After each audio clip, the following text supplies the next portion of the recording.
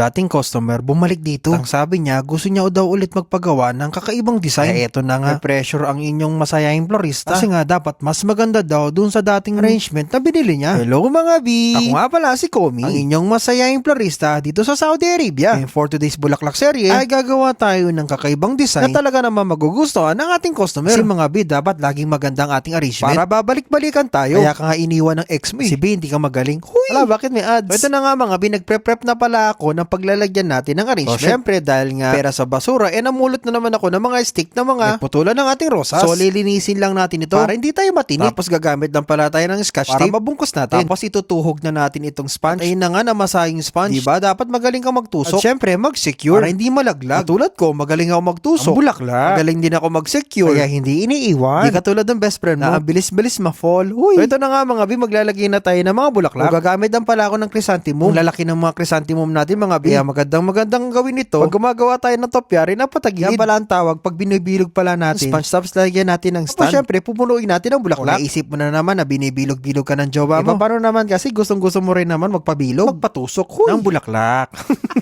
So ito na nga mga B, lalagyan din natin dito ng groups ng mga chrysanthemum. Pero ang gagawin natin B, perhaps circle lang. So usual, tutusok-tusok natin ganyan. At ipoporma-porma natin hanggang sa maging bilog na bilog siya. O diba napakadali lang at saka napakasimple. Lalo na mga B, maganda talaga groups ng mga ginagawa natin. So syempre, para matakpan yung chismis at hindi makita ng mga marites sa mikanto, lalagyan natin ng masinjana. Tapos nagbungkos-bungkos lang ako ng mga rosas. Groups ulit mga B. Parang ano yung pagtabi-tabi mo lang. Parang yung kunyari may crush ka, abay tabihan mo na para talaga maging close kayo. Parang ganun. O tapos umasa ka na naman, di na broken hearted ka ulit. Siyempre mga B, maglalagay din tayo nito mga baby roses. So kulay pink at saka white lang pala yung mga ginamit ko dyan. At siyempre may violet. Kasi nga mga B, panreregalo daw ito ng customer natin sa bagong panganak na baby. O groups ulit para mas maging maganda at maging malinis lang ang ating mga arrangement. Tapos mga B, maglalagay tayo ng ruskus. Ito yung mga accessories ng greens na hindi na agad namamatay. Pero patay na patay ka naman sa crush mo. Uy, ano ba yun? Ads na naman. So syempre, may mekos lang natin sa mga part ng kita yung pang sponge natin. Saka para magkaroon ng separation yung mga klase ng bulaklak natin. Kagaya ng paghihiwalay nyo ng jowa mo. Kasi hindi kayo bagay. Hay, naku. Ba yung Komi, puro na lang